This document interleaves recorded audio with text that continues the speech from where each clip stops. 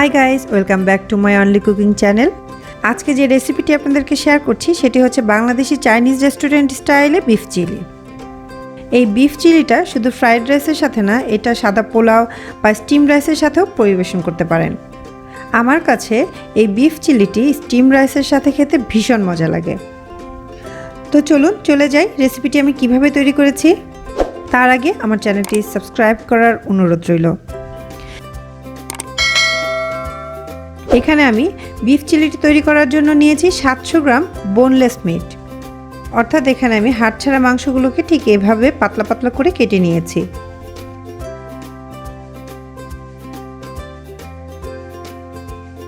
আর এখানে আমি নিয়েছি আদা বাটা, রসুন বাটা, ওয়েস্টার সস, মরিচ গুঁড়ো, গোলমরিচ গুঁড়ো, সয়া সস এবং ভিনেগার। এবার আমরা মাংসটাকে ম্যারিনেট করে নিব। এখন আমি মাংসের মধ্যে দিয়ে দিচ্ছি 1 চা চামচ মরিচ গুঁড়ো,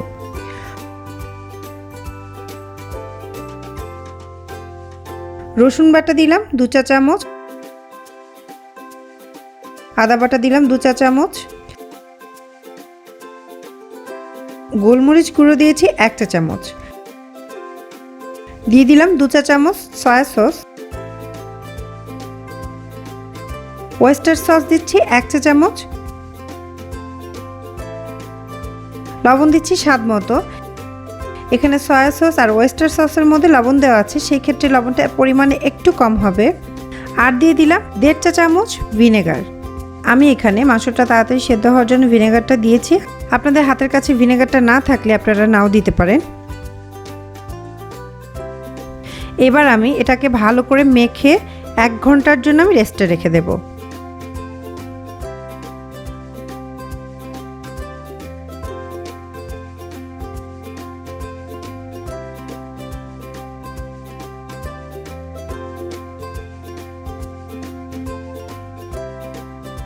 অলরেডি 1 ঘন্টা হয়ে গিয়েছে। এখন আমি এখানে 1 টেবিল চামচ কর্নফ্লাওয়ার দিয়ে দিচ্ছি, দিয়ে এটাকে ভালো করে মেখে নিচ্ছি।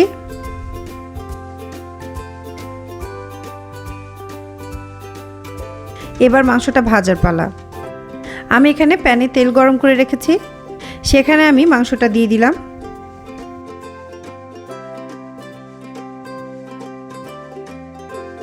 মাংসটাকে আমি উল্টে পাল্টে ভালো করে ভেজে নিচ্ছি।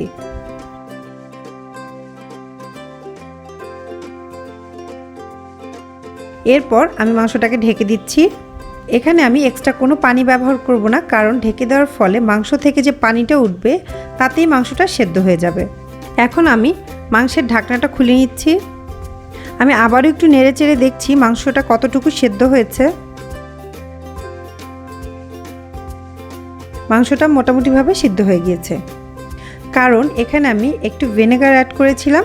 আর এখানে আমি 1 ঘন্টা মাংসটাকে ম্যারিনেট করে রেখেছিলাম। মাংসটা সেদ্ধ হওয়ার আরেকটি কারণ আছে, সেটা হচ্ছে আমরা যে রেগুলার সাইজে যে মাংসটা কেটে যেভাবে খাই সেটা তার থেকে অনেক পাতলা করে এবং ছোট করে কাটা, তাই মাংসগুলো দ্রুত সিদ্ধ হয়ে যায়। মাংসটা প্রায় ভাজা শেষ হয়ে গিয়েছে। এবার আমি মাংসটাকে তুলে নিব।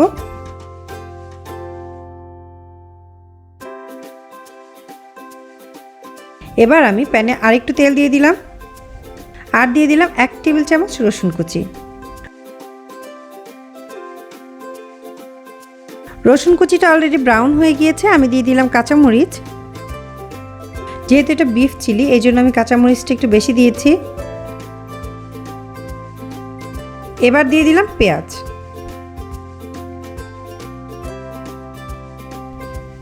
আমি এটাকে হালকা করে ভেজে নিচ্ছি।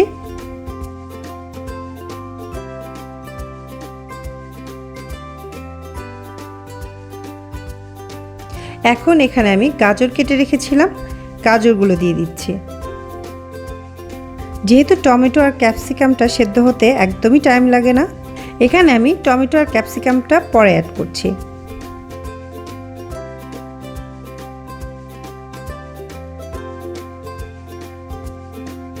দিয়ে দিলাম টমেটো আর ক্যাপসিকাম।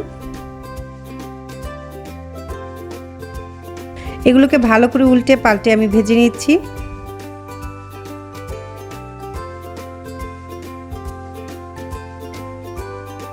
এবার এই সবজিগুলোর উপর আমি দিয়ে দিলাম টমেটো কেচাপ 3 টেবিল চামচ,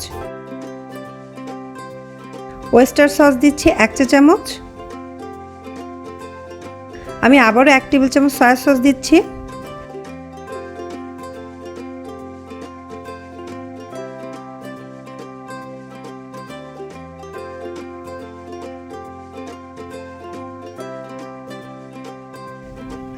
গোলমরিচ গুঁড়া দিচ্ছি 1 চা চামচ।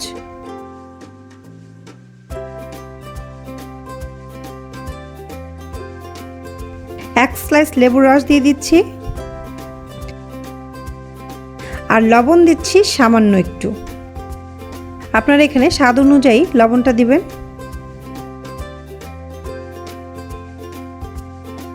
চিলি ফ্লেক্স দিলাম 1 চা চামচ।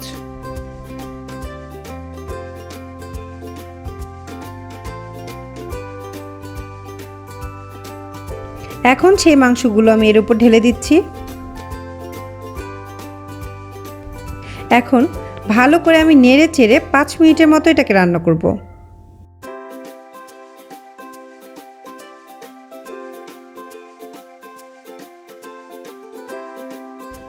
মাংসটা গ্রেভি হওয়ার জন্য আমি এখানে পানিতে কর্নফ্লাওয়ার গুলে রেখেছিলাম, সেটা আমি সবশেষে দিয়ে দিলাম। ভালো করে নেড়ে চেড়ে আমি এখন এটাকে নামিয়ে নেব।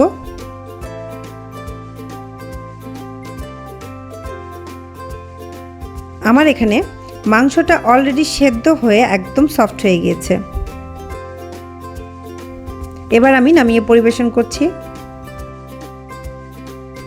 দেখুন বিফ চিলিটা দেখতে যেরকম সুন্দর লাগছে, এটা খেতেও ভীষণ মজা লাগবে।